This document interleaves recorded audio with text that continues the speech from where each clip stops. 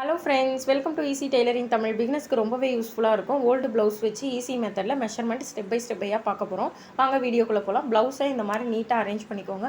Back சைடில் இருந்தால் start பண்ண போகிறோம். ஃபஸ்ட்டு டோட்டல் ப்ளவுஸோட ஹைட்டு ஷோல்டர்லேருந்து நீங்கள் ஸ்டார்ட் பண்ணி ப்ளவுஸ் எண்டு வரைக்கும் எடுத்துகிட்டு வந்தீங்கன்னா என்ன இன்ச் வருதோ அதுதான் ப்ளவுஸோட ஹைட்டு. ஸோ என்னோடய ஹைட் வந்து 12.5. நெக்ஸ்ட்டு வந்து ஷோல்டர் வந்து 2.25 இருக்குது. நான் அதையும் மென்ஷன் பண்ணிக்கிறேன்.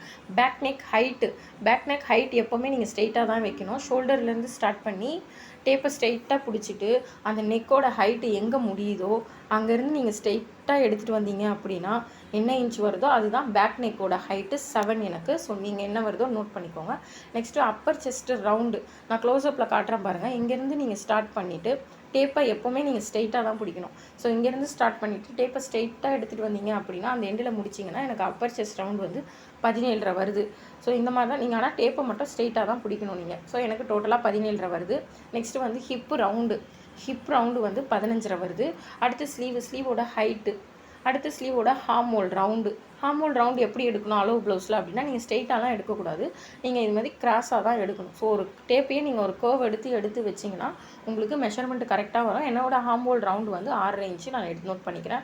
நெக்ஸ்ட்டு வந்து ஸ்லீவோட ரவுண்டு வந்து 5 வருது. நான் அதையும் நோட் பண்ணிக்கிறேன். நெக்ஸ்ட்டு வந்து ஃப்ரண்ட் நெக்கு ஹைட்டும் சேம் அதேமாரி தான். ஷோல்டர்லேருந்து ஸ்டார்ட் பண்ணி நெக்கு ஹைட் எங்கே எண்டு முடியுதோ அங்கேருந்து நீங்கள் ஸ்ட்ரெயிட்டாக எடுத்துகிட்டு வந்தீங்கன்னா 5.5 வருது.